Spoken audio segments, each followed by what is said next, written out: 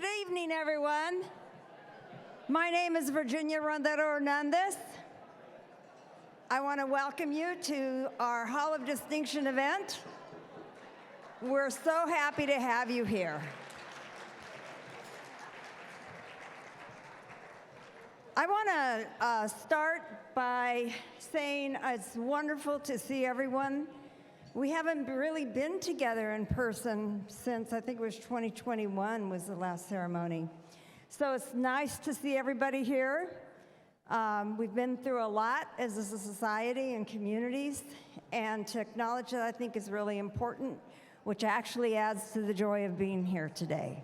So thank you for coming. I would like to begin to just kind of help us appreciate what we're going through here. You know, the Hall of Distinction was created, or the first Hall of Distinction induction occurred in 2002. It's quite a while ago. And to date, 141 social workers have been inducted into the Hall of Distinction. And tonight we have the honor to induct 5 more, and we're going to learn about them. So before we get started, I want to welcome certainly the inductees, as well as their presenters. Oh, I should add too, the inductees' support systems, family and friends, especially ones that have shown up here today. And also our special guests that we have here. So, you know, I just think it's a great time to get together and really to support each other as a social work community also. As we get started, I'd like to invite Kimberly Wormsley, the NASW Executive Director of NASW California, to come up and offer her special remarks. By the way, Kimberly was recently appointed, so she gets another hand applause.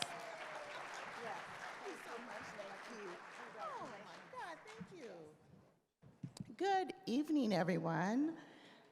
First and foremost, I want to give a special recognition to all of the organizers, all of the supporters, all the sponsors, and most importantly, all of our prestigious social workers who are out in the crowd. If you all can give yourself a round of applause. I'm so excited to join you during your first celebration in my first 5 months as the Executive Director of the National Association of Social Work. I think for me, one of the most prestigious aspects of our chapter is that we are the largest chapter in the country. Yes, and that deserves a round of applause. Over the weekend, we did host our first conference. We did receive over 540 registrants who are social workers within the state of California. That also deserves a round of applause. And this weekend, we talked about the fight for social justice and change within the social work realm and profession. And so as we move forward into the end of the year, we are going to finish big and making sure that we are at the forefront for social injustices, and most importantly, ensuring that we make the social work profession the best profession in the country. I do want to give a round of applause for each and every one of the awardees tonight. Congratulations for your tenacity and your dedication and your commitment to the social worker realm. Thank you so much, everyone.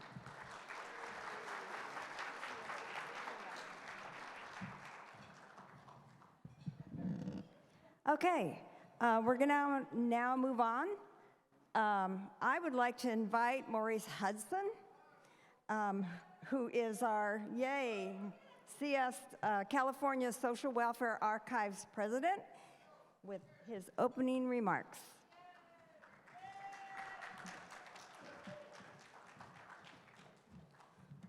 Good evening, everyone. I think we were meant to start in the afternoon, but now it's getting close to evening. I just want to say hello to everyone and thank you so much for taking the time to be here with us in person. This is a very, very special event, And I think you all know that the Social Work Hall of Distinction in California was created in 2002. Last year was the 20th anniversary of the California Social Work Hall of Distinction, and it was commemorated with a very special video that was curated by the Social Work Hall of Distinction Committee, which at that time was led by Nancy Lim Yee, who is here with us this evening. Hi, Nancy. And Dr. Colleen Friend, who is the longtime chair of the California Social Work Hall of Distinction. So if you haven't had a chance to check out that special retrospective video, I strongly encourage you to do so, because it will help you understand why this institution is so important and what it means to social work and to social workers in the state of California.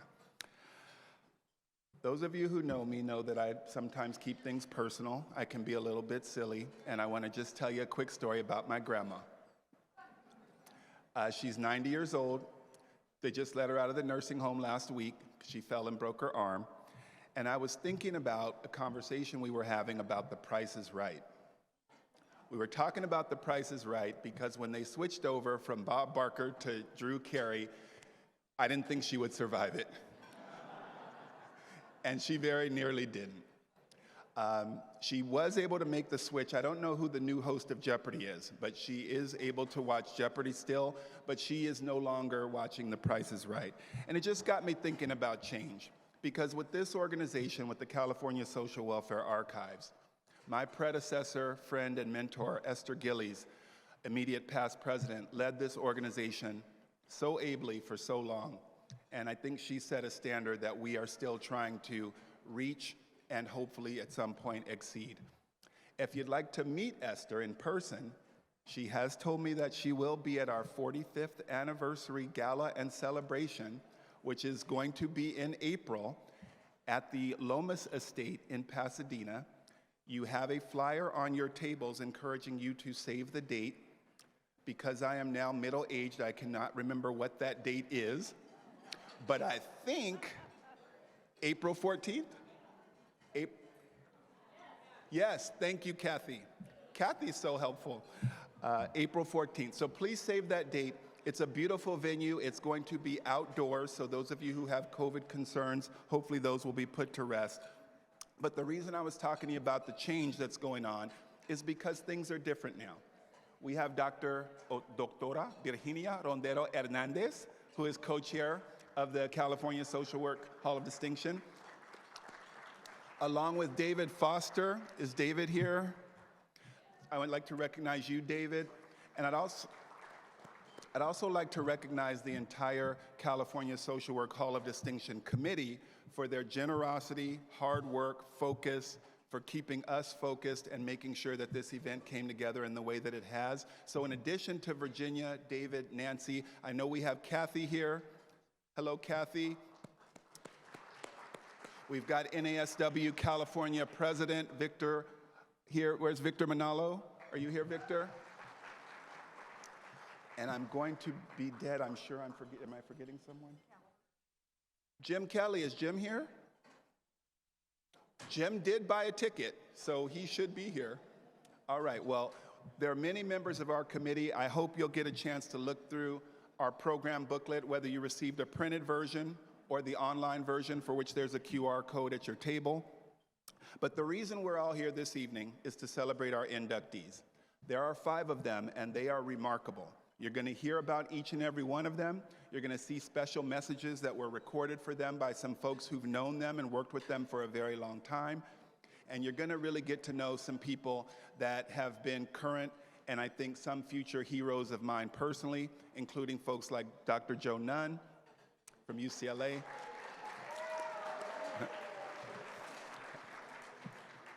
We've also got Dr. Sion Rhee, who is here. Hello. USC is also here in the house with Dr. Jacqueline McCroskey.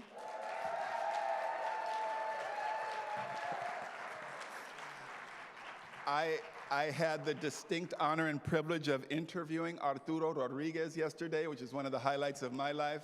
Thank you, Arturo. And then, of course, we've also got Georgia Leap, who is Dr. Georgia Leap. So I just want to thank you all again. I appreciate your patience. And I'll be back on stage a little bit later to do some fundraising. But in the meantime, I want to let you know that we will have an intermission. And it is very important that we meet our bar minimum this evening, or else we will be charged for that. Oh, I'm not joking. And so even if you don't drink, and if you don't drink, please don't start tonight. We have non-alcoholic beverages at the bar as well, so please make sure to make your way there, get a Diet Coke, spice it up a little bit, but most importantly, please join us in welcoming, enjoying, and celebrating our 5 distinguished inductees this evening. We're all so glad to have you here. Okay. Oh, yeah, he's taller than I am. All right. You have this program on your table, but we're going to do a little reordering here. And our first honoree we're going to introduce is Jacqueline McCroskey.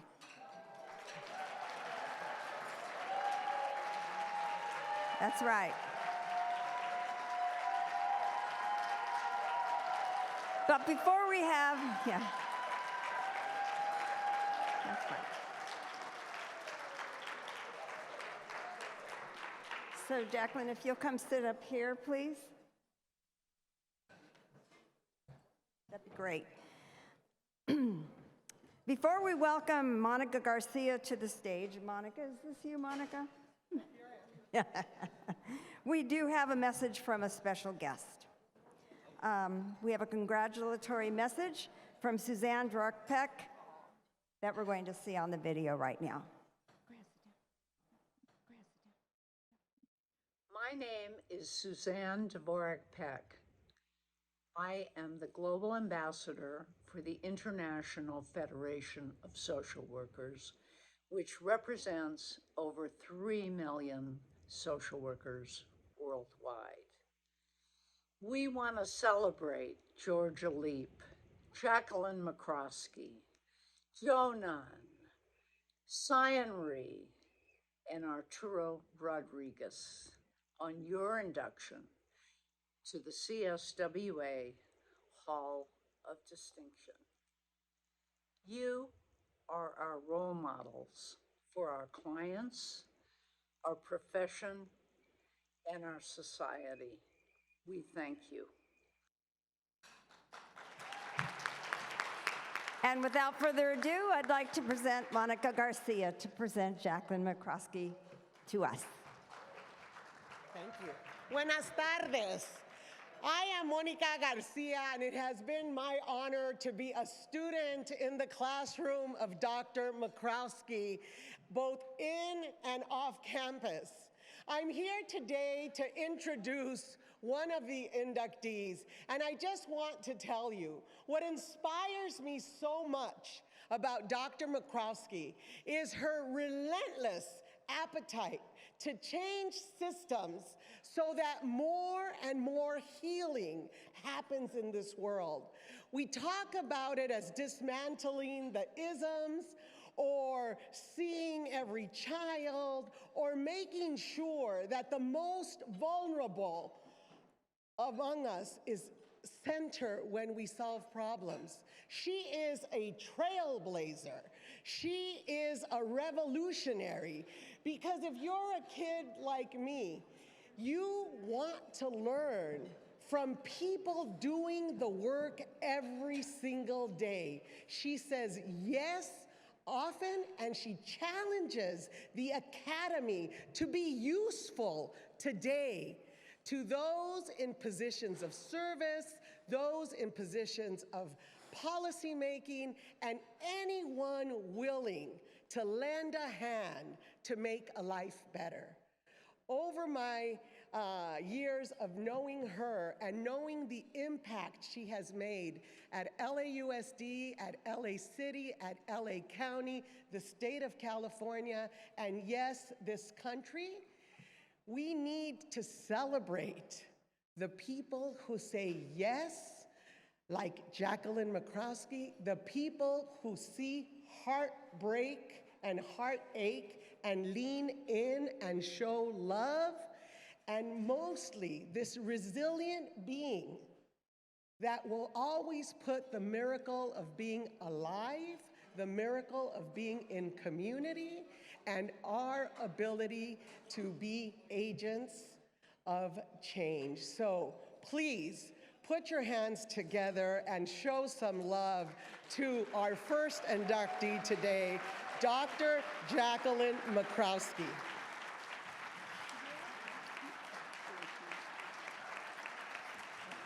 And I need to thank her family who has shared so much of her with so many. There you go.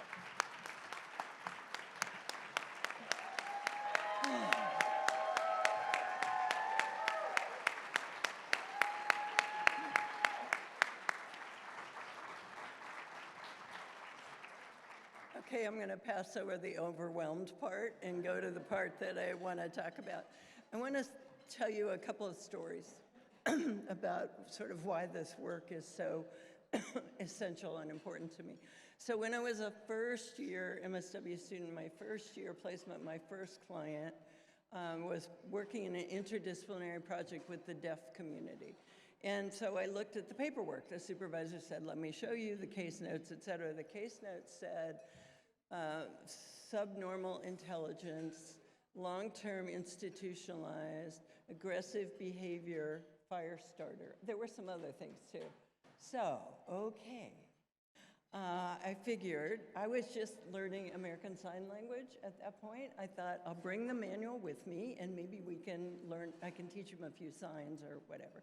So that's what we did, focused on a couple of signs. I would look them up in the back of the manual and then have to figure out the page where the sign was and then teach him, et cetera, right? And in particular, he was living in a foster home with Mrs. King. So I wanted to make sure that we knew the word king. So King, Mrs. King, this is where you are. I also wanted to know, show him the word friend, because that's what I wanted to be. I wanted to be his friend. A couple of sessions in, he got so impatient with me because I was so slow at using the manual, and he said, I'll take it. And he looked them all up, and he started teaching me the signs. This was one of the most extraordinary people I've ever met in my life, and he was not diagnosed as being profoundly deaf. This is the sign for profoundly deaf, until he was deinstitutionalized after 12 years in a mental institution. At the end of my time with him, I was called to a multidisciplinary team meeting. And the big question was, where would he want to live? Would he want to live in the foster home? Would he want to go to another place? And so it went something like this, although my sign language was bad then, it's even worse now. It was,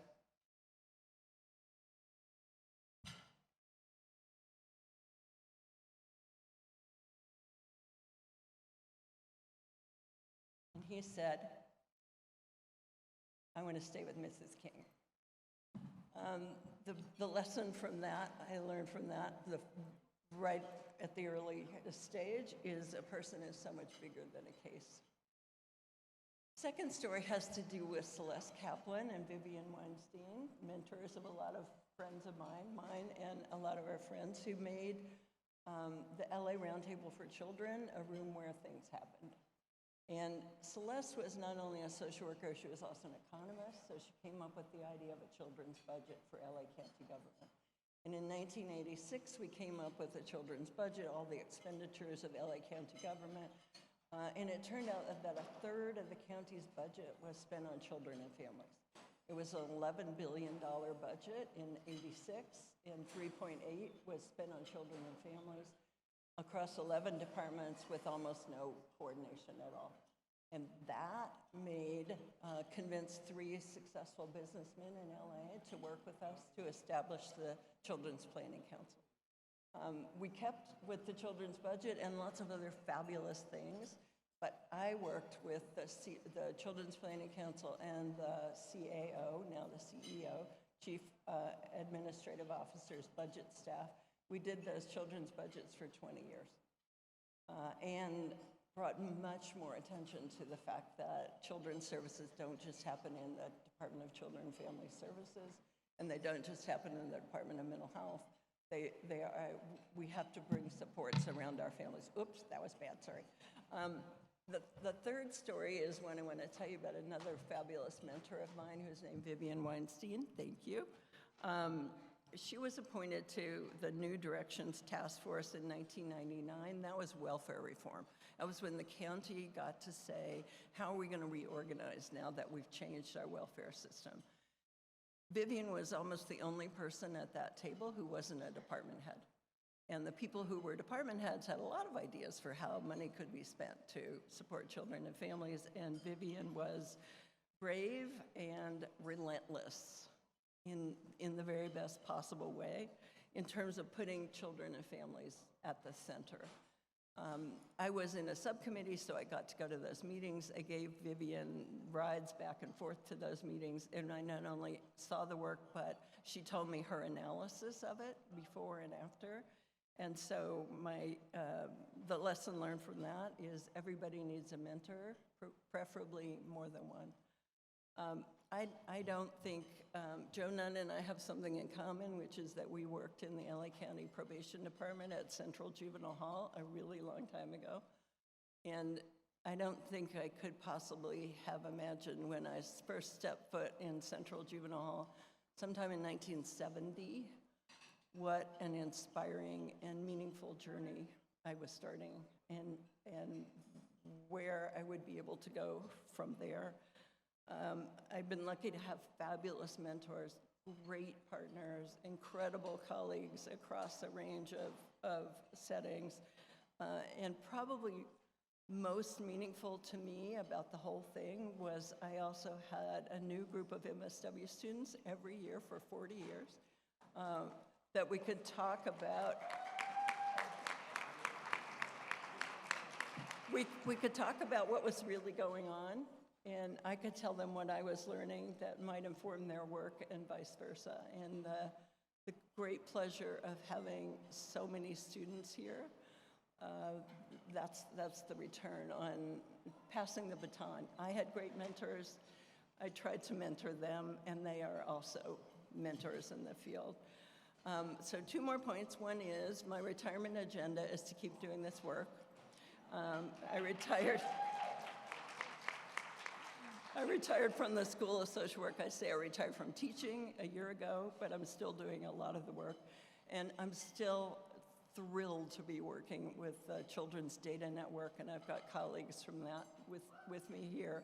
It's just the perfect end-of-career project for me, using data and linking administrative data and working with government agencies to see how data could help them.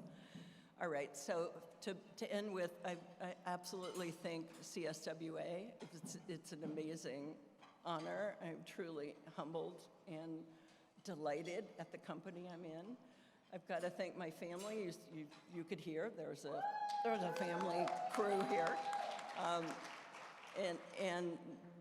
This is the Pally family side, and 2 of the McCroskeys are watching over video. I have to thank my incredibly wonderful husband, Mark Pally, and my equally incredible daughter, Mara Pally. Not just because they let me do all this stuff, but because they're incredibly wonderful people. And so, thank you. Thank you all. Thank you. Thank you. Thank you. Congratulations, Jacqueline. Thank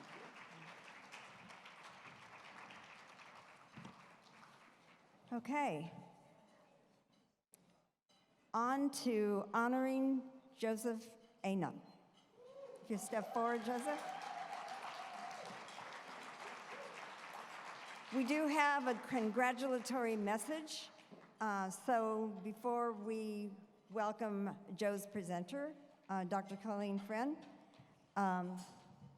we're going to play that congratulatory message. Hello, I'm Alex Norman. And I would like to congratulate all of the inductees to the Hall of Distinction for the contribution that they have made in social work and social welfare to the field of practice. I would like to especially take this time to congratulate Dr. Joseph Nunn, who is a former colleague and a very dear friend, for the contributions that he has made to social work education, the field of practice, and cross-cultural relations. And I look forward to celebrating with all of them on Saturday. Very good. Dr. Nunn. Dr. Friend, come on up.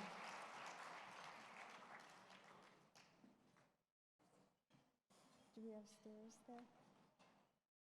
Okay. That side. Uh-huh. That might be a, there you go. So what I'm going to do right now is I'm going to invite Dr. Colleen Friend to present Dr. Nunn. Thank you. Thank you, Virginia. You're welcome.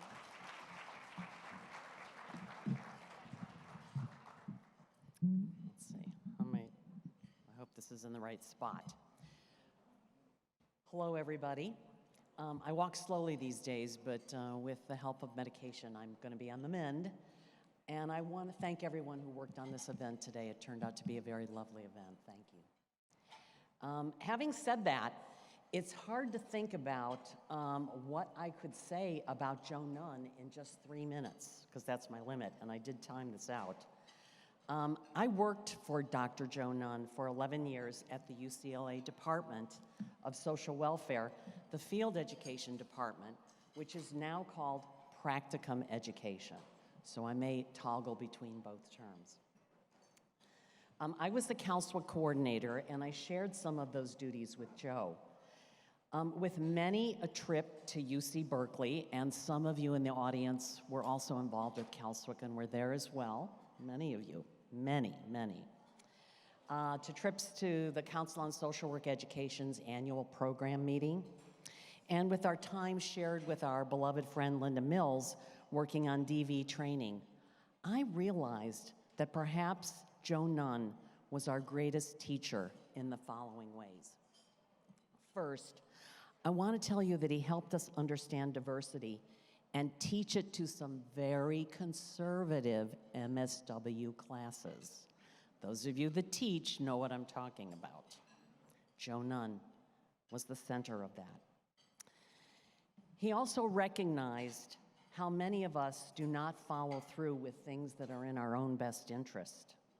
And he applied this to battered women who thought about leaving but couldn't leave just now. And he encouraged us to have continued ongoing listening and patience and attention to their situations. He saw the need for recognizing the critical role that practicum education played in social work education, and getting that integrated at the CSWE annual program meeting by creating the Field is the Heart of Social Work Award. He made a place for both field instructors and field faculty that had not existed at the CSWE before, and that is an amazing accomplishment, Joe Nunn.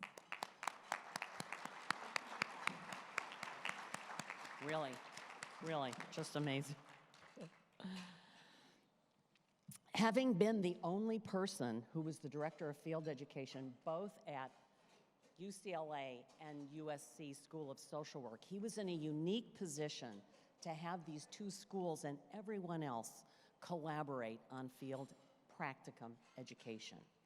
So I'd like to say that the consortium of 8 Southern California schools of social work make collaborative decisions on student placements, agency sharing that exist to this day because of his efforts.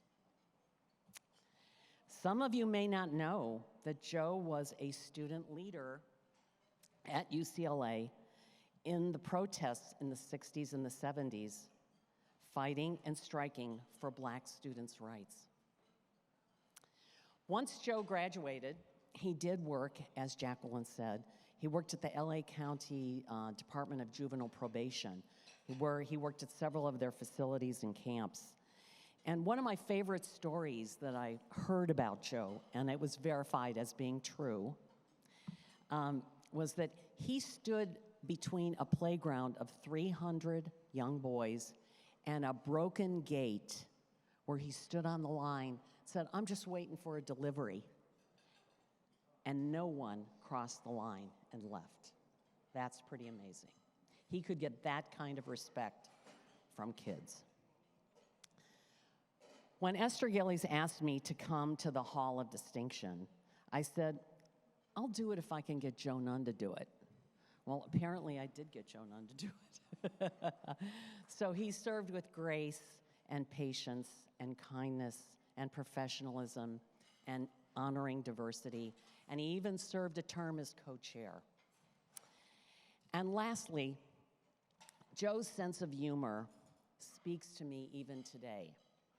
He used to say, "The food around here is poison, but don't worry, it's in such small portions, it's not going to kill you."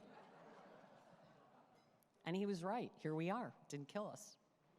And then when we'd have a little bit of administrative difficulty or some other kinds of political problems, he would say, "Beware of the politics of academia.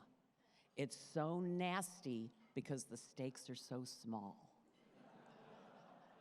True. And those served me well. There isn't a week that doesn't go by that I think, what would Joe Nunn say about this or that? So he still lives in my heart. And I'm so honored to be a part of his induction to this California Social Work Hall of Distinction. So please join me in welcoming Joe to this award he so richly deserves. Joe Nunn.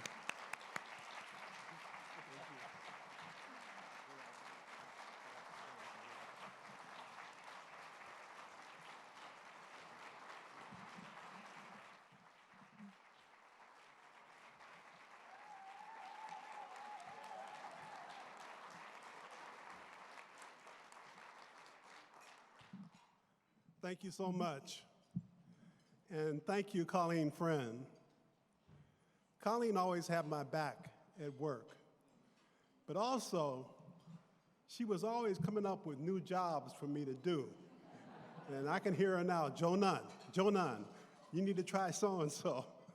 I was kind of a resistant client because I was trying to limit my efforts.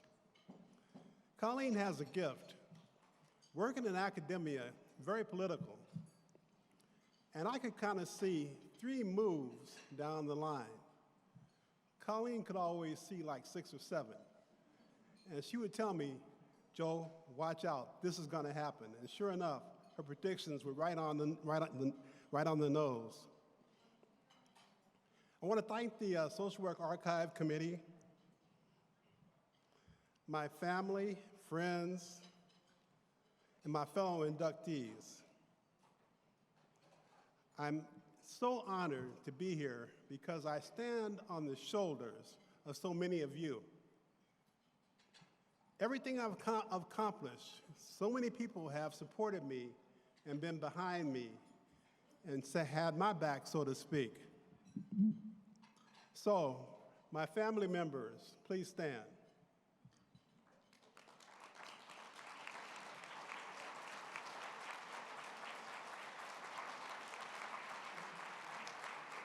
There's more than our standing, but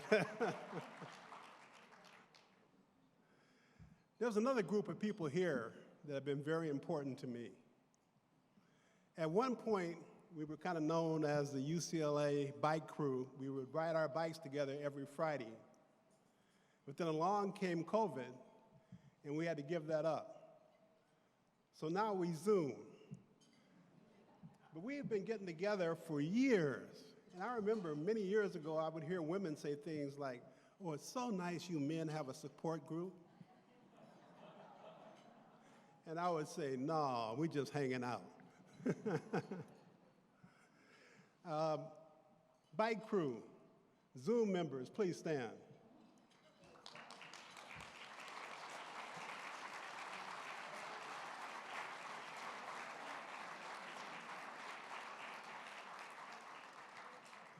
And you see Dr. Norman there is already been inducted into the Hall of Distinction.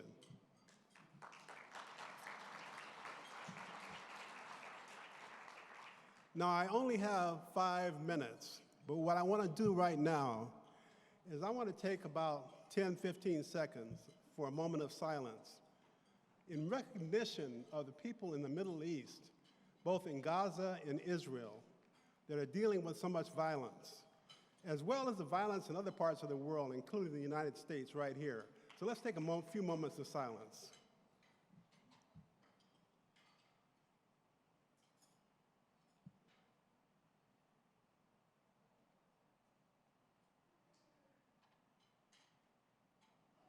Thank you. The violence we see around the world and locally is one of the reasons we need social workers. Social workers are the people who can problem solve. We know how to de-escalate situations, and we can step forward when there's conflict instead of stepping back. Social workers go into places where other people would fear kind of be hesitant to tread. My fellow inductee, Dr. Leap, works in the Nickerson Housing Projects, actually brokering peace treaties between gangs. There are similarities between peace treaties with gangs and peace treaties between countries. Very often because nobody remembers how it started, but one thing we know is we hate them. I've always said social workers, we do our best job, our best work in a context of ambiguity. When things are crazy and things are kind of shook up, social workers go in and take a look at not only what's presented in terms of facts, we look at how things are unfolding. We look at the process, we look at the content, and we're able to then develop strategies on problem solving. I am so proud to be a social worker.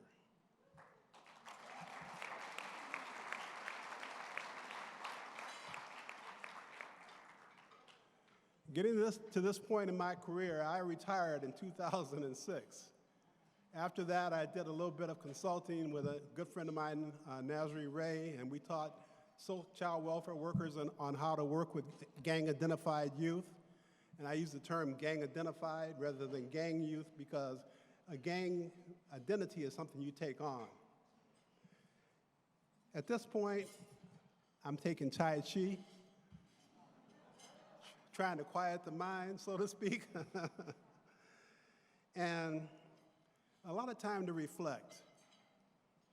Erik Erikson was a German psychoanalyst who came up with, they already had this sort of psychological progression and stages of life, but he added the social environment to that. And I like the work that he did because at each stage of life, he presented a crisis. One of my favorite stages to take a look at is adolescence. And the crisis of adolescence is identity versus identity diffusion. In other words, who am I? That is a tough one, and you can see youngsters trying to figure out that, going through a lot of dressing differently, crazy dressing ways. Don't worry about how they dress when they're 16. They won't be doing that when they're 30.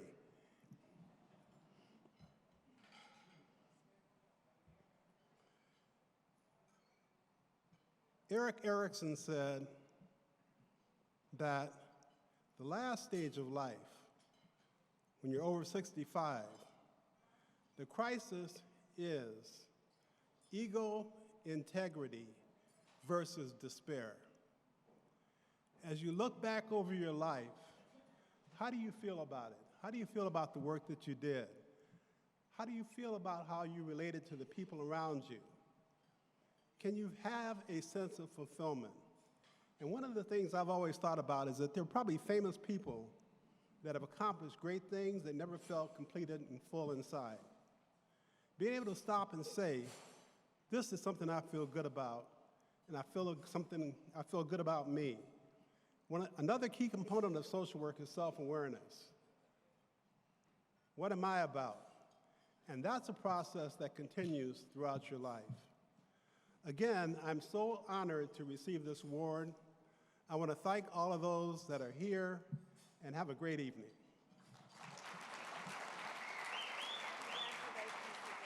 Thank you so much. Good evening. Very honored to share this space here with so many great people in this crowd.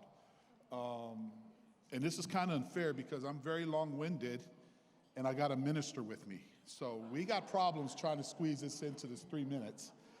But anyways, just want to thank Georgia for allowing myself and Mike to be in her life. She has been a very, very great friend of ours and one of the biggest mentors in our whole entire career and personal life. Georgia's also been a great, phenomenal husband to Mark, which spent his whole life protecting the city of LA from harm. And also want to, thank Shannon. She's been a great mom to Shannon, and Shannon's going to be doing some amazing thing as an attorney. And then want to thank Kara too, her partner in crime. And them together is doing some amazing work together in the community. But, Mike and I have some colleagues out there right now we're violence interrupters, by the way. So we deal with community violence, gang violence, we're interrupters, changing norms, healing, and all that. And Georgia has been a very big part of our growth, and all of our colleagues across the county and even across the country, because she's done a lot of work with the CVI, which is the Community Violence Initiative that's coming out the White House. She's done a lot of amazing work, the LAPD, the sheriffs, city programs, and everything. So she's been a great mentor for myself and my colleagues, even the guys out there right now that are responding to shootings, homicides, and everything else. She's mentored them and really put us in a different place, really elevated our whole field of community violence. So really, we owe Georgia a great, great debt of gratitude. Love her. Mike?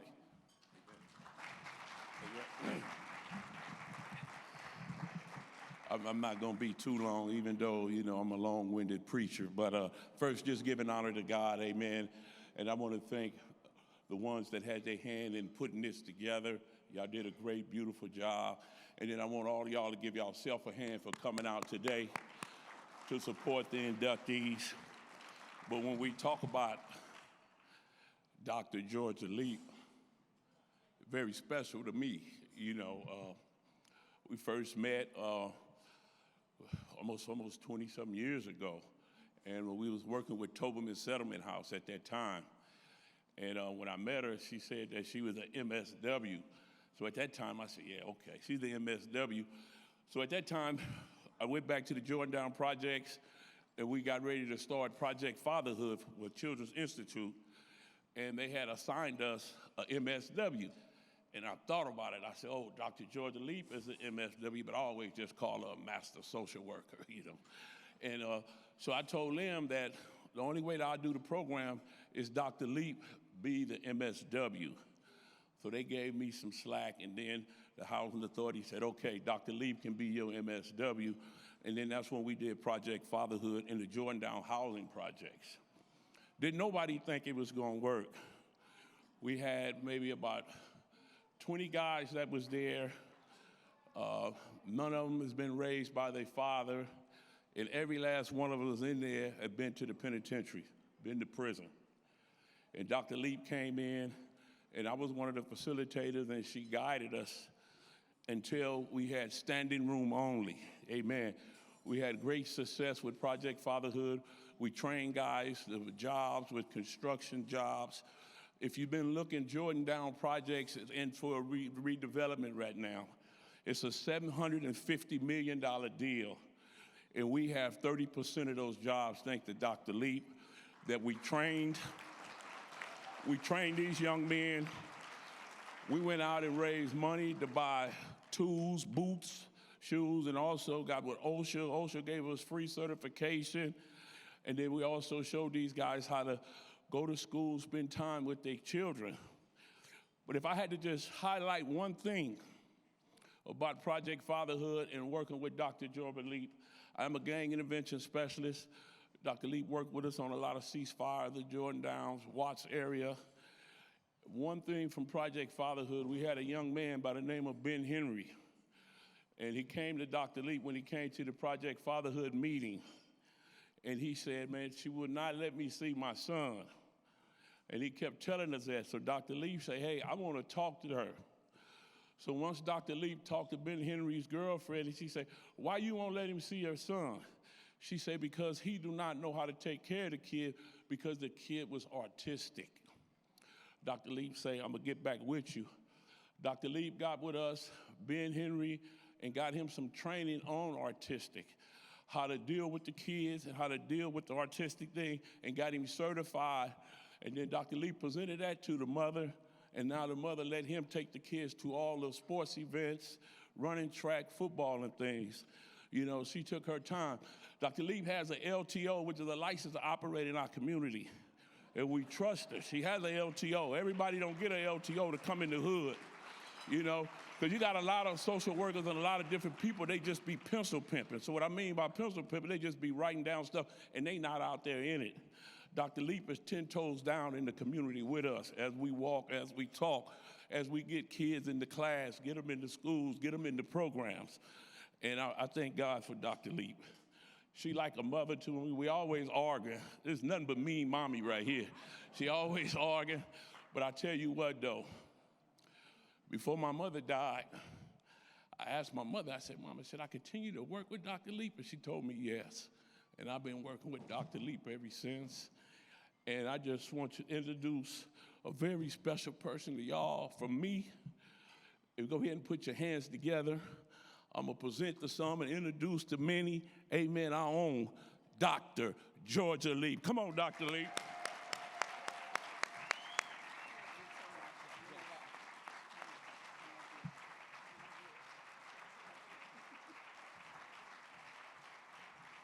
Now, we're some big guys, and this little lady runs the city of LA. Man.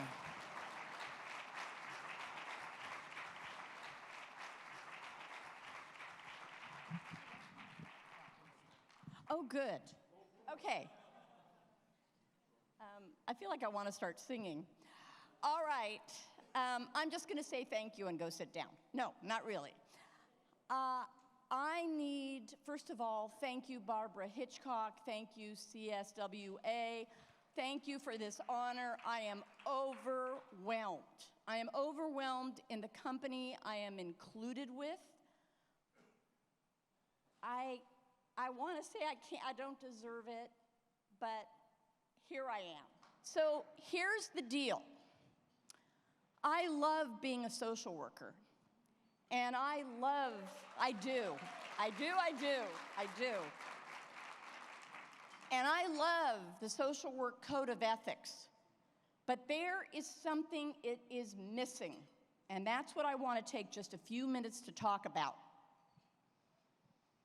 What it is missing is the component of love. And those of you who know me know that I am Greek and I am Jewish, which is a lethal combination. It means I will never stop talking and I will never stop eating. And trust me, there's a 200-pound Greek woman in this body, all right? And the Greeks don't stop at one word, and some of you have heard this. There are 3 terms for love in the Greek language. The first is erota, which is erotic love. And you know damn well I wouldn't have gotten up here without talking about sex for a minute, okay?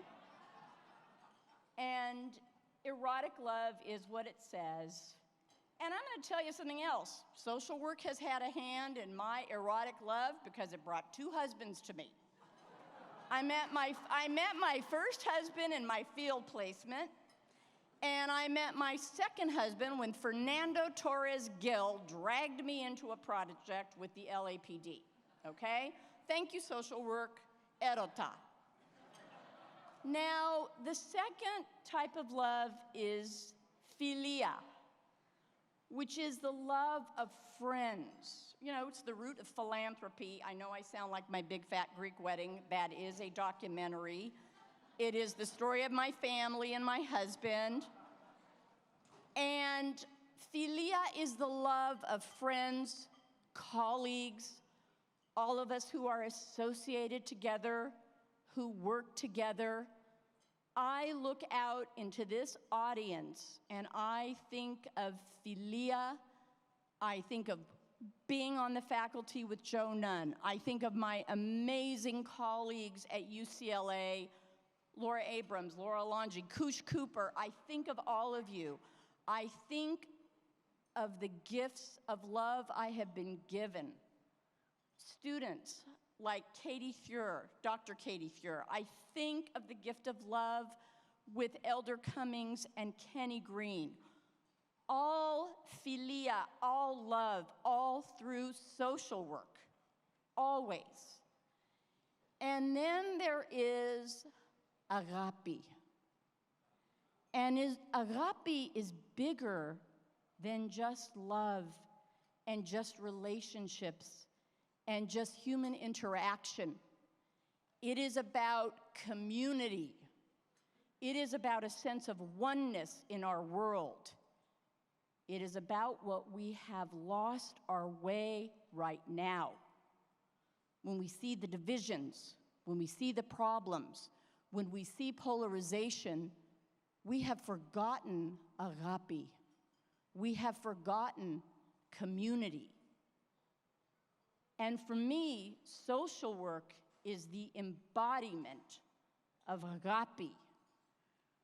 Agape is working in Watts and looking at a community that has struggled with violence since I went there as a very young, very stupid social worker 45 years ago at Martin Luther King Hospital. And agape is about the way that world has opened its arms to me and schooled me for 45 years. Agape is also about Homeboy Industries, where I have been so privileged to work with Father Greg Boyle. Agape is about the community of UCLA, where 15 years ago, Todd Franke held out his hand to me and changed my life when he said, "Have you ever thought of doing some research based in the community? And it is a debt I can never repay." Agape is about what unites all of us in this room together. It is the embodiment. It is central to social welfare. It is central to social work.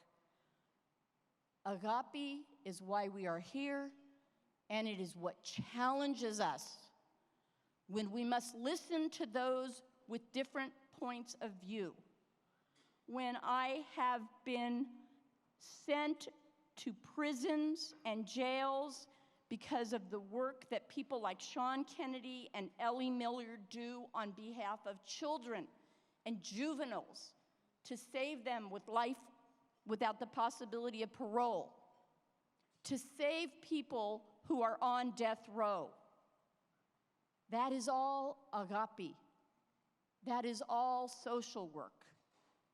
Those are the bonds that unite us.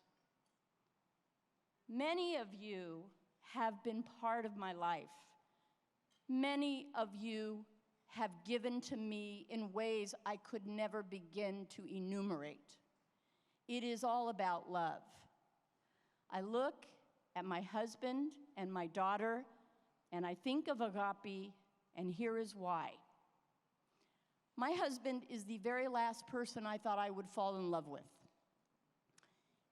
He was, we now say he's in recovery, he was a deputy chief at the LAPD, okay?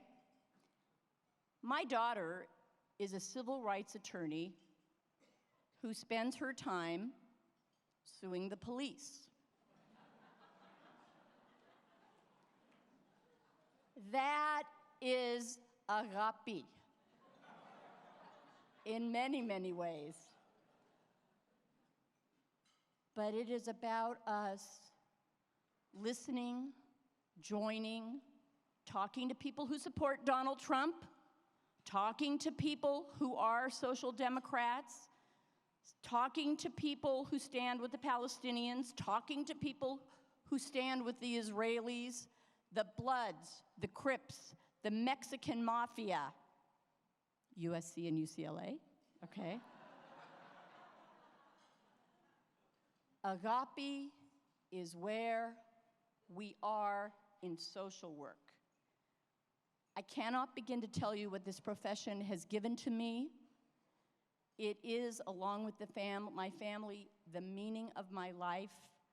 I am grateful for all of you. I am honored by this award, and I will never forget this for the rest of my life. I love you. Thank you. Thank you.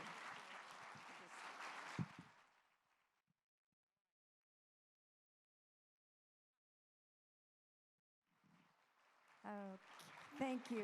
Congratulations. So, in the interest of time, we're taking a 5-minute break, and we'll be back to honor our last 2 inductees. Thank you.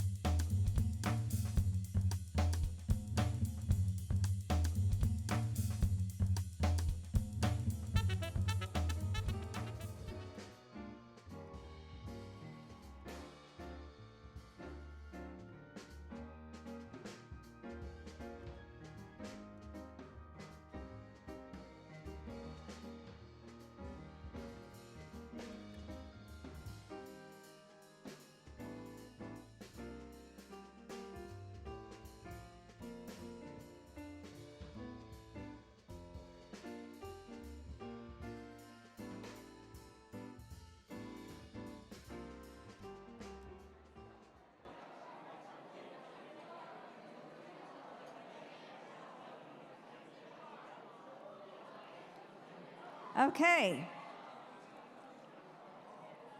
We're going to have a little change of order here. And we're now going to honor our next inductee, Arturo Ruiz. Oh, that's right, Maurice first. Okay, sorry, false start, Arturo.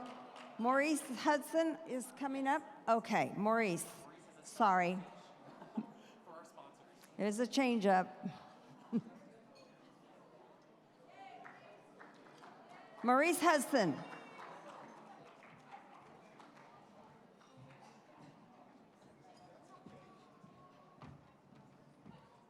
I think you can bring a class action against Virginia for teeing up Arturo, and then you get me. That is bait and switch. But you will have Arturo in just a moment. I wanted to welcome everyone back, have you join back in the room. I hope you've been enjoying our program so far, and I'd like to give a round of applause to our inductees. Going to get myself in a little bit of trouble here because my vision is not perfect, but I just wanted to acknowledge some of our CSWA board members who are here and present with us tonight and who've made a fabulous contribution to this event. You've already heard the name Barbara Hitchcock from Georgia. Thank you, Barbara. Barbara's the chair of our membership committee. Elise Johnson. Those of you who attended the NASW conference may have gotten to hear Elise's lecture on social work history in Los Angeles. It is brilliant. If you didn't get a chance to hear it, check out our website, check out her blog. It is fascinating, the things that have happened right here under our feet over the past 200-300 years that we have no idea about. Thank you for being here, Elise. Our program committee chair, Dorothy Fleischer.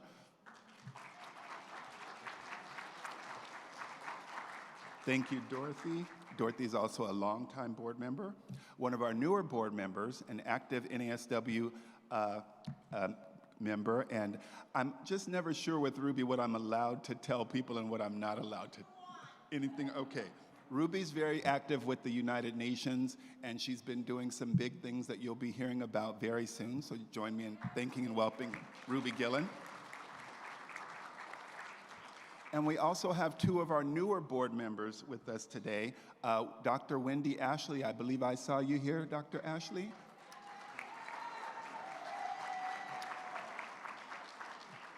And Amifia Johnson, who is working very hard at the check-in table. Amifia, where are you? She may be in the restroom, but if you get a chance to thank Amifia, or better yet, buy Amifia a drink and help us meet our bar goal.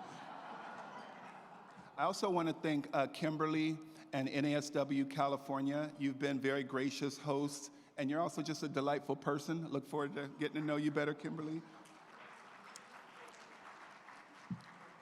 I want to say hello to all of our digital viewers. I believe we've got people who are watching from Greece, people maybe even in South Korea. Who knows? Hello, welcome. And I want to let everybody have a chance to participate, because I know you're feeling, I'm not in the room, what can I do? Well, you can text to give.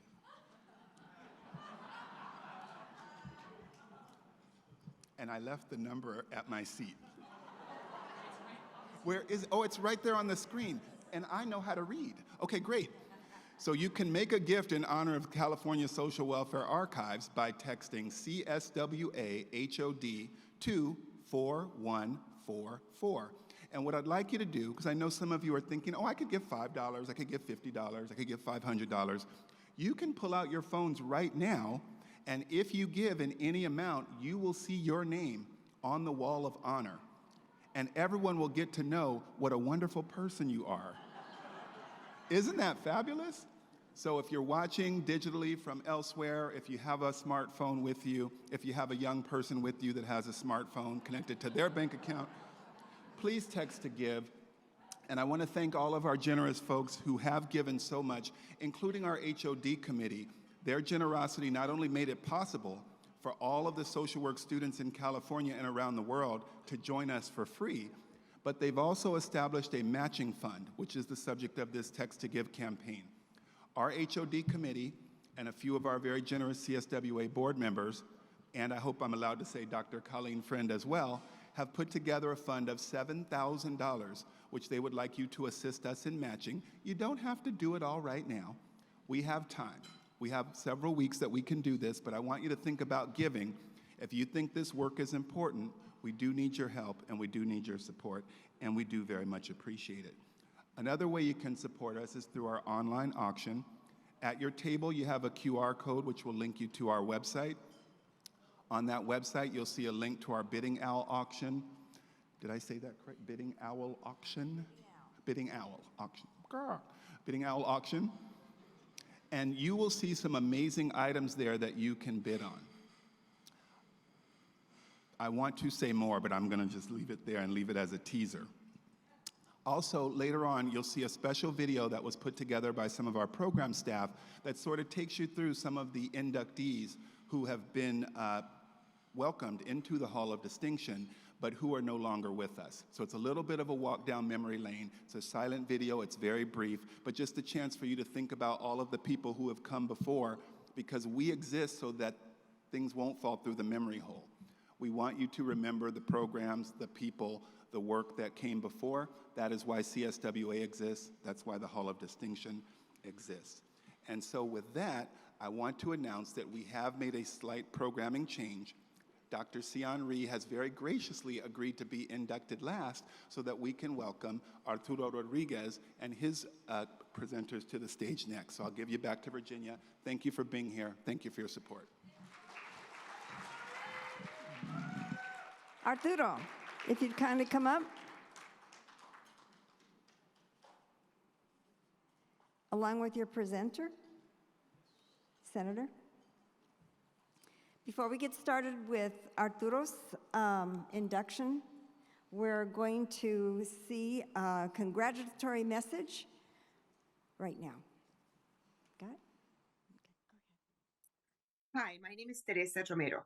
I am the president of the United Farm Workers and would like to extend my congratulations to the inductees of the California Social Work Hall of Distinction: Georgia Leap, Sion Rhee, Jacqueline McCroskey, Joseph A. Nunn, and especially to our UFW President Emeritus, Arturo Rodriguez. Arturo has dedicated his life to serve farm workers in our immigrant communities. He is an example of dedication, commitment, and the Si Se Puede attitude. Congratulations, Arturo, for this well-deserved recognition. Si Se Puede. And we're honored today by the presence of Senator Maria Durazo, who is going to present Arturo.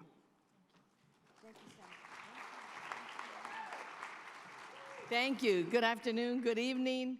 I'm really proud to be here, to be able to honor and acknowledge my good friend Arturo Rodriguez and his lifetime of work helping immigrants, but frankly, all working class people. Every story that's been told here by an inductee has been extremely inspiring. So I want to thank all of you for your work in our communities, because I know the work in our communities, poor communities, working class communities, communities of color are the most impacted and have the greatest needs. So thank you all for what you do. I'm a state senator that represents Central and East Los Angeles. And I came out of the labor movement. I grew up as a union organizer, and I am also a farm worker. I was a farm worker. Arturo and I have known each other for much of our lives. He spent 45 years with the United Farm Workers Union, 25 of which being the union's president. He helped it survive and make enormous progress for farm workers following the death of Cesar Chavez in 1993. Now imagine following Cesar Chavez as president of the union. But he stepped up with his commitment, his heart and his soul was in it. He learned and he applied all of the principles that the movement, the United Farm Worker movement, had taught him: solidarity, caring for all workers. And whether it was the port truck drivers, we especially worked when I was head of the Los Angeles County Federation of Labor, which is the council of all unions in Los Angeles. And we worked closely not only to support the farm workers, but all other working people were benefited from the support of the farm workers themselves. Arturo was there whether it had to do with public sector workers, home care workers, port truck drivers, hotel workers, and mobilizing the vote in civic engagement. He was there, and not only was he there, but he had farm workers there who had to travel from long distances, hours and hours of distance. Farm workers were there. That is the contribution that was given to the labor movement and to working people. Under his leadership, the United Farm Workers Union helped pull the wages of farm workers up and way past the minimum wage in the state's largest agricultural regions by having campaigns of organizing campaigns and contract campaigns. They sponsored a law that granted farm workers overtime pay. We should never have had that fight in the first place, because farm workers, like every other worker, should have been paid overtime like every other worker. But they didn't, they weren't, and we know that dates back to slavery, because farm workers were excluded from a lot of labor laws. They took that on, they did the campaign, and they got that signed. Farm workers, yes.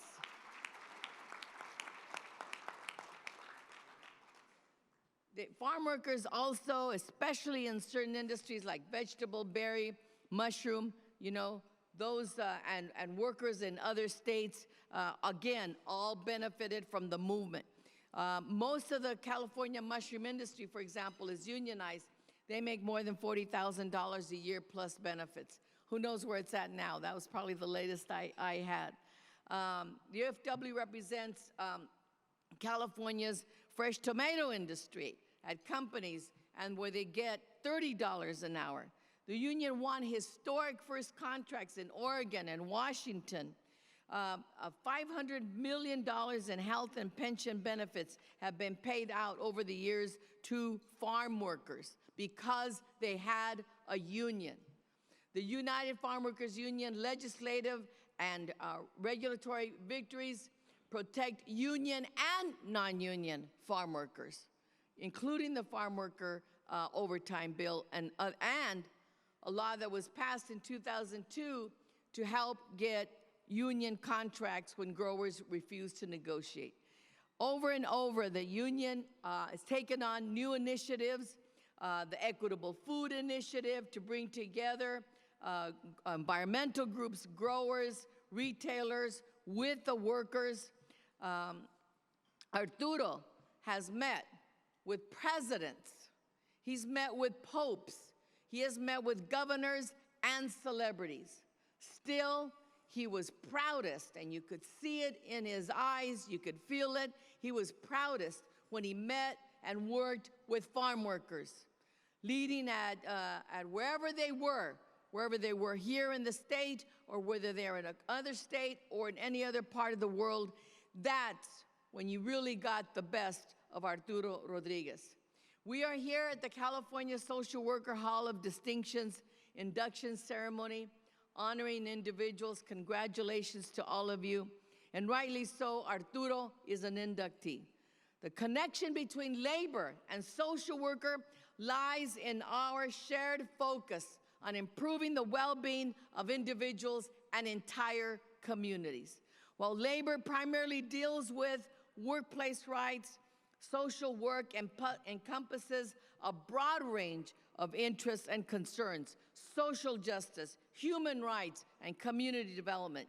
Like labor organizers, social workers, you advocate for fair labor practices and workers' rights. You support efforts to improve those working conditions. You fight against exploitation and discrimination in the labor market.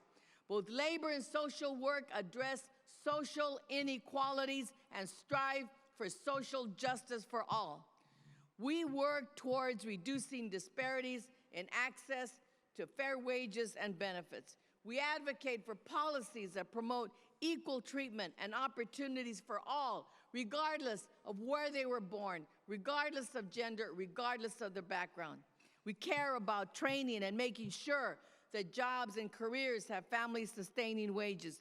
We care about creating fair and just societies where people can thrive with their families and their neighbors. So while we don't have exactly a Hall of Distinction for labor organizing, Arturo would certainly be a dual inductee. Congratulations, Arturo, on this well-deserved honor.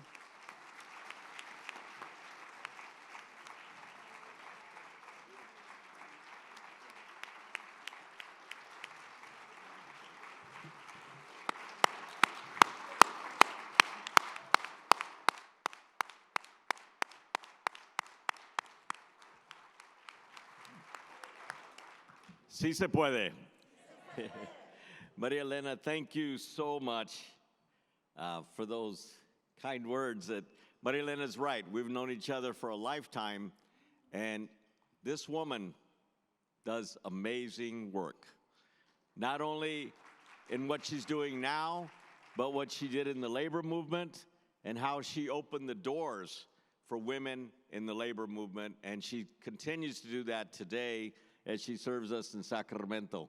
So we have a friend, sisters and brothers, with Maria Elena, so don't hesitate to go to her in times of needs and so forth.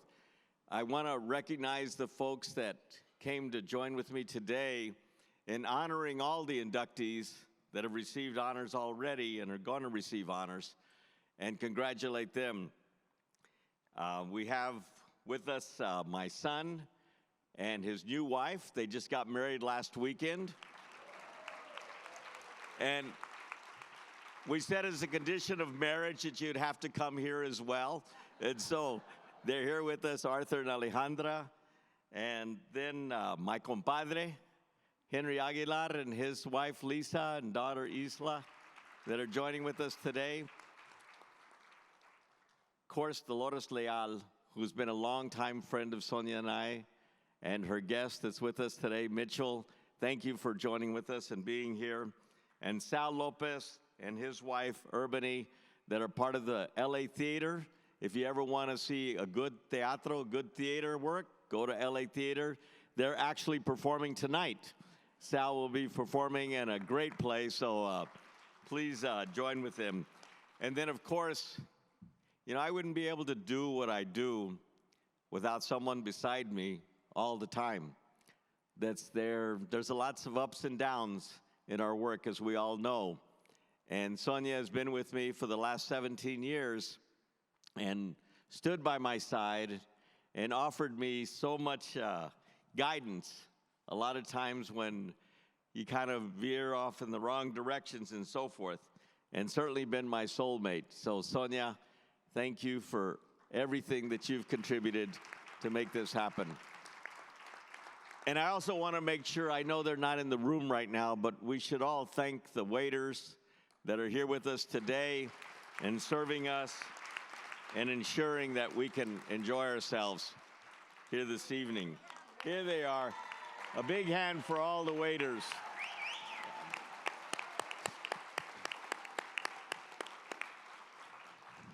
You know, I don't know about all of us here in this room, but I had no idea what social work was about. I grew up in San Antonio, Texas, and I certainly didn't know much about the labor movement because we're not the bedrock of the labor movement in San Antonio, Texas. And it wasn't a big deal within my family at that particular time, even though we're a big family. Nobody was involved in the labor movement per se, even though my dad was discriminated against at work. He finally left his job very early and continued working in many other fields in order to be able to support us as a family. And my mom and dad couldn't buy the property they wanted to when they got married because my mom's skin color was too dark, and so they wouldn't let them move into the neighborhoods. But those were the stories that I learned as growing up. And then a parish priest of ours went to participate in a strike that was taking place in the Rio Grande Valley there in South Texas. And it was a strike that the farm workers were doing in 1966 for the first time there in the Rio Grande Valley, and anywhere in Texas for that matter. And he came back, and I didn't even know he was an activist, much less somebody that would go out on a picket line and then get arrested. But he came back just full of excitement saying, oh my God, Cesar Chavez, the farm workers, look what they're doing and look what they're making happen here. And they're challenging the Texas Rangers and doing all these other good things and the growers within that community. And it really got me thinking. I mean, Father Dörfler, not even a Latino, was out there doing this and getting arrested, and then the Archbishop sent him off to the boonies when he came back in retaliation for what he did. Said, this must really be something happening. And then in college, we all got involved in the grape boycott, like many of us, and spend our mornings in picket lines at produce terminals and in the afternoons at supermarkets and things of that nature. And I really began to understand the power of protesting, the power of coming together in collective action and doing things to improve the lives of other people. And that's when I began to get exposed to the idea of social work. And then I found out that there was a whole sequence, a whole area of work around community organizing. And everything we do in social work is important, but when I learned about community organizing, I said, oh, wow. You mean we can change institutions? You mean we can go out and really impact our communities in a very meaningful way by getting people together and joining them together and uniting them and putting pressure on the powers that be. And so as a result, in college, I spent more time out on picket lines at the University of Michigan when I went to the School of Social Work than oftentimes I did in the classroom. But it taught me a tremendous amount. And even though the professors would comment, hey, aren't you supposed to be in class? I am, but this is class, and I'm learning in terms of what I should be doing and so forth. And as a result, it helped me decide that I would take that community organizing experience that I learned and go to work for the farm workers as I left college. It was Cinco de Mayo, and instead of going to graduation at the University of Michigan, I decided, well, I'm going to go down to the UFW office there, and that was in Detroit, Michigan, and become a full-time volunteer staff member for the United Farm Workers. And that was my induction to the UFW. Richard Chavez, Caesar's brother, said, just come for 6 months. And I said, oh yeah, 6 months, that's nothing. Well, 6 months turned out to be, as Maria Elena said, 45 years. The last 5 years I've spent still continuing to do the work there and so forth. But it really taught me so much. And it taught me the importance of what social workers do in so many different areas. But the fact that we can bring about institutional change within our society is a tremendous power, a tremendous tool that we can utilize. And when you can do it with the poorest of the poor and get them engaged and involved, then we can do things, not only what we do in the classrooms and our policy work and all the other different areas that we work in, but simultaneously the impacts that we can have not only within our communities, but certainly within the labor movement as well, and opens the doors to a whole new audience. And there were a lot of things that we were able to accomplish, a lot of things that we haven't achieved, that we would like to achieve. But I'll just tell one story, because Maria Elena mentioned some things in her remarks.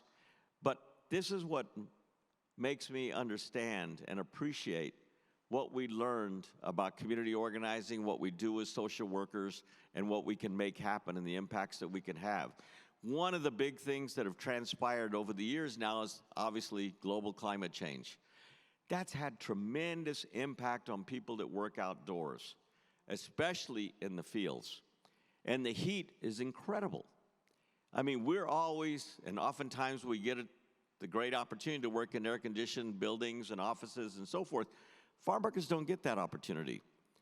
So you go to the Coachella Valley during the summer, the temperature there in the Imperial Valley, 125 degrees to go out there and harvest grapes. San Joaquin Valley here, from Bakersfield to Sacramento, 110, 115.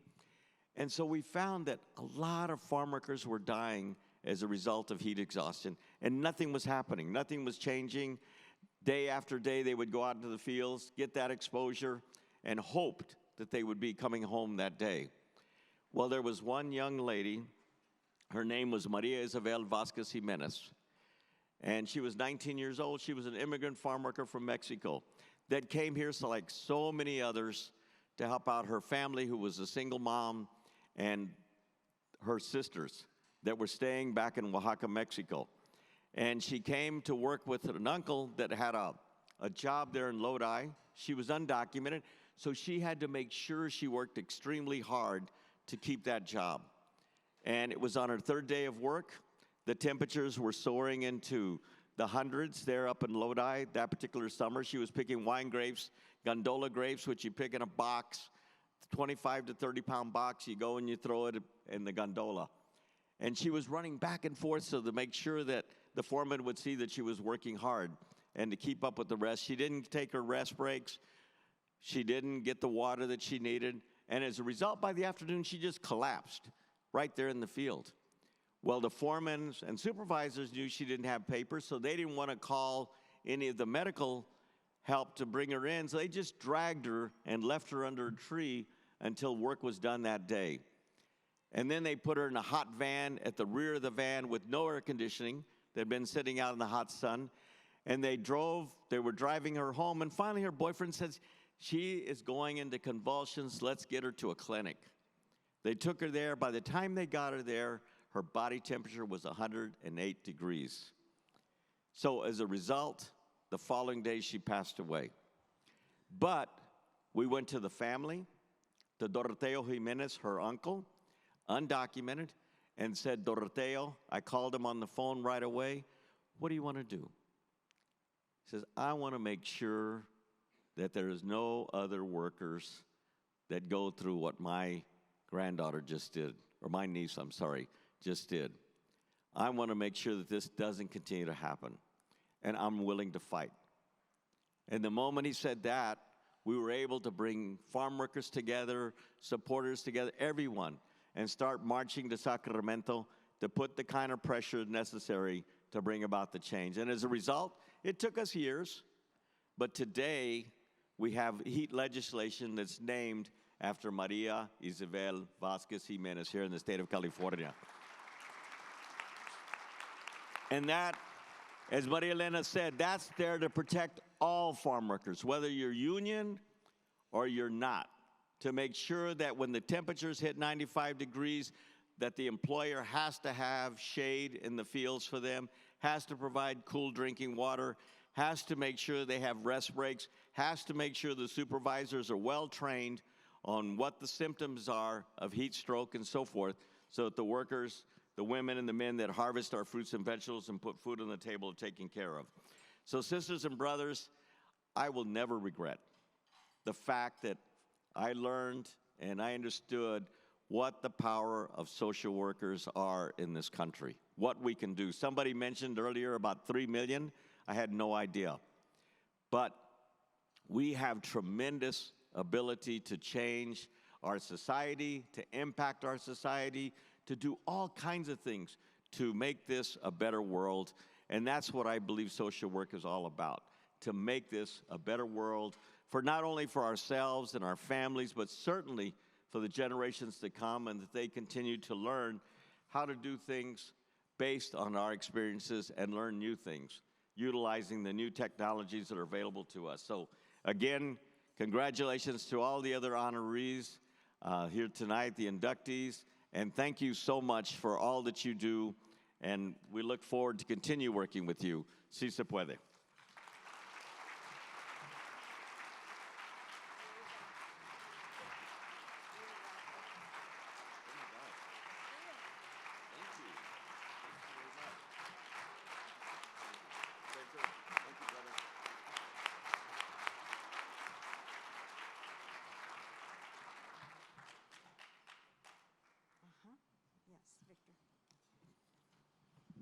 Okay. Last but not least, I would like us to honor Sayunmi. if you please come forward.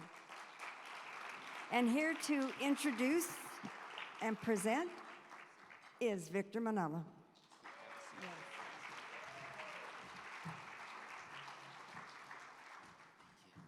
Good evening, everyone. My name is Victor Manalo. I am a colleague of Dr. Sion Rhee at Cal State LA. I'm very honored to be here and to help introduce Dr. Sion Rhee to all of you and to facilitate her induction into the Hall of Distinction. We have a brief congratulatory video and introductory video from Dean Ron Vogel, who is the Dean of the College of Health and Human Services at California State, Los Angeles. So we'll watch the video first, and then I'll introduce Dr. Rhee to you. Good evening. My name is Ron Vogel, and I'm the Dean of the Rongsheng Shu College of Health and Human Services, where Dr. Sion Rhee is currently the Director of the School of Social Work at Cal State LA.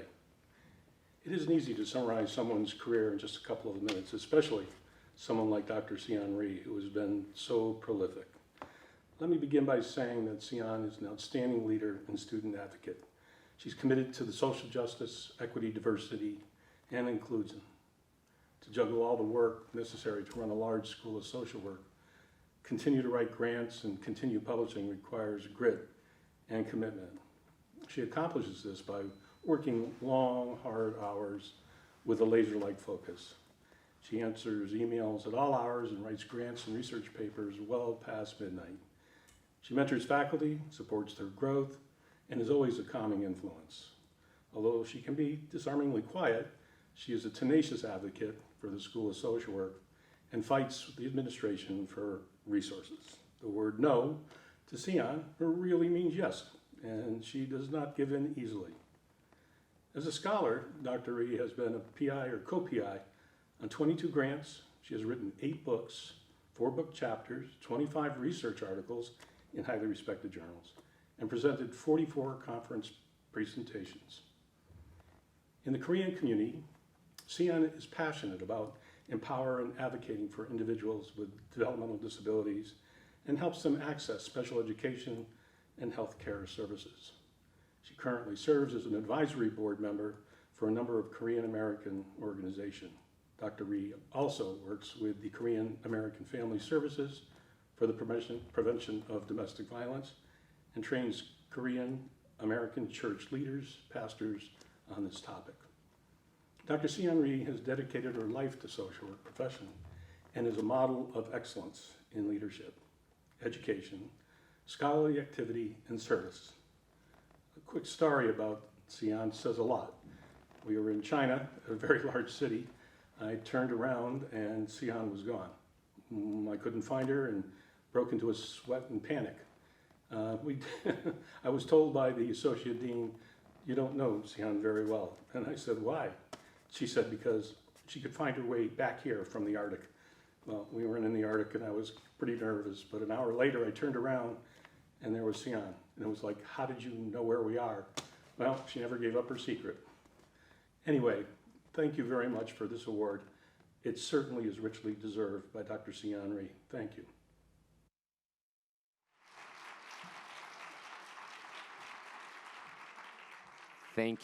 Thank you to Dean Vogel for that wonderful introduction.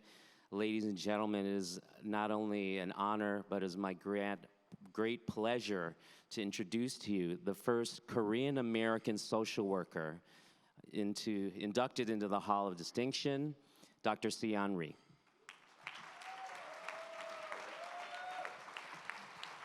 Thank you very much.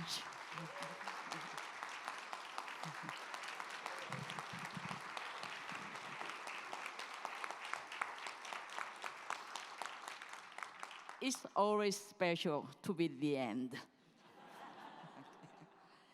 Well, good evening, everyone. I want to start to recognize a few of my friends, incredible friends, colleagues, and students who are here tonight with us. The way I am, the way I should be, is thanks to my friends, and inspirational colleagues and students. First of all, I'd like to recognize the Hall of Distinction Review Committee for giving me this amazing honor. I deeply appreciate it. And among many, I love to recognize my late parents, especially my mother. Although she belonged to an old generation, early on she recognized the importance of higher education for women. So she always encouraged me, nourished me to study hard.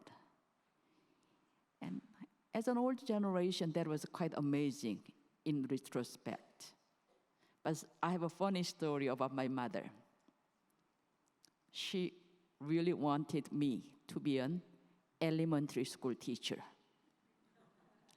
There is a funny story behind it. When I was little, even now, I'm quite small and petite. So somehow she established correlation between body size and future job. So so she always thought that you're a small girl, so you'll be a good elementary school teacher. But I always feel that, well, I was not interested in becoming a basketball player or a flight attendant. So why my height has something to do with my future job? So there was kind of a grudge over my mother's. But here I am. I'm teaching at Cal State LA. So in a way, I fulfilled her dream. I really appreciate my mother's vision. And also, I want to recognize and acknowledge my two children, Jessica and Chris. And you can, as you can see, being an Asian immigrant, I have very limited extended family resources when I raised them. As a working, busy mother, couldn't pay that much attention to my children. But please don't report me to DCFS for child neglect. They grew up quite well, so I always appreciate my children for loving me and trusting me. So I love you, Jessica and Chris. God bless you.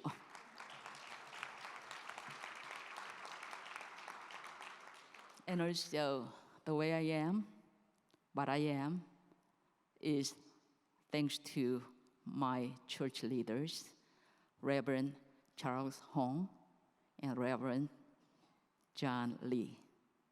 And they teach, love one another. And in humanity, consider others better than yourself.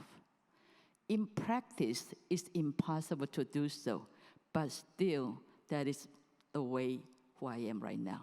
So I really appreciate, and they are here. Thank you very much.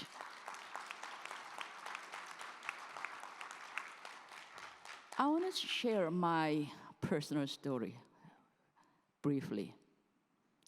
Over the pandemic that started in the spring of 2020, I didn't want to go out as often as I did. But whenever I had to go out, I wore very big, dark sunglasses and hat with a wide brim and loose jacket. So I didn't look like myself at all. So when people just see me in person like now, and also when they see me that way, they just couldn't relate those two individuals. Why am I saying this? Why? At this important place. That has something to do with anti-Asian hate crime. I begin to fear I may become a victim innocent Asian immigrants or Asian Americans pushed away in the New York subway station and killed. Attacks here and there. We never know what's going to happen. So because of that incident experience, somehow in class, I taught racism, racial discrimination, ethnic prejudice, all those. I taught because I was supposed to teach. But because of that experience over the pandemic, I begin to teach as a lived experience. That made a big difference. Over the pandemic, actually, I went through a serious identity crisis about who I am, what I was. No matter how long I live in this country, no matter what I do, I will be treated as a foreigner. And then probably many of Asian Americans or immigrant Asians may feel that way. So, given the situation, my next thought was, what should I do? Should I go back to my country or should I stay? I decided to stay because my children, my dear friends, my incredible colleagues are living here.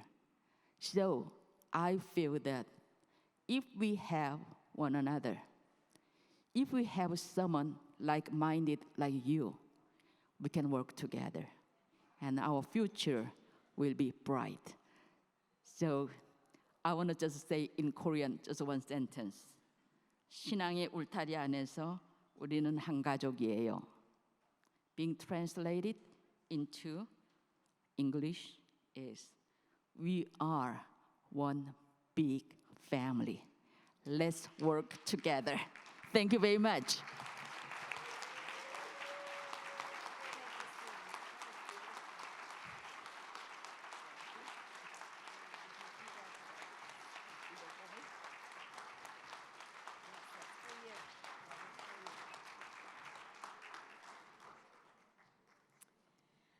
Wow.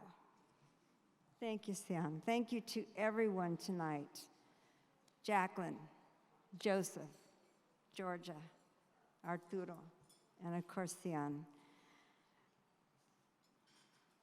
As a social worker, I can't help but be affected by the dedication, the loyalty to the profession, and the passion for helping others. That's what drew me into this profession, and for every social worker that's in this crowd, I'm sure it's the same also. Maurice, any closing remarks? It's on the paper.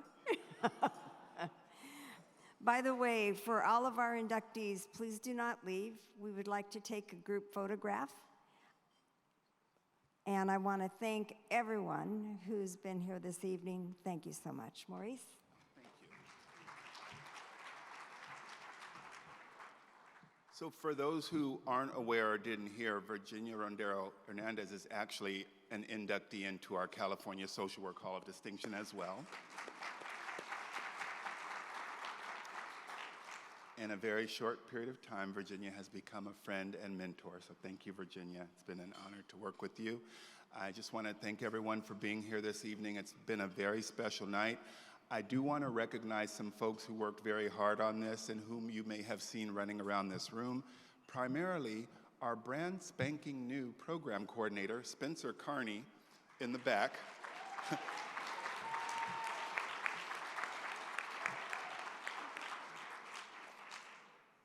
Let's be honest, check-in wasn't perfect, but everything else was delightful, and it was a wonderful evening.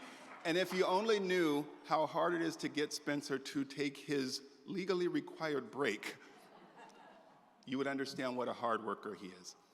But this evening is about the inductees and the honorees, so I just want to make sure to ask all of you to please meet Virginia and I at the step and repeat outside the door so that we can get your official photograph with your plaque for time immemorial so that you will be officially inducted into the California Social Work Hall of Distinction. And with that, I want you all to get home safely. We can't thank you enough. Please visit our website, visit our auction, and remember, it takes all of us to do this together. So get home safe and have a wonderful evening. We love you.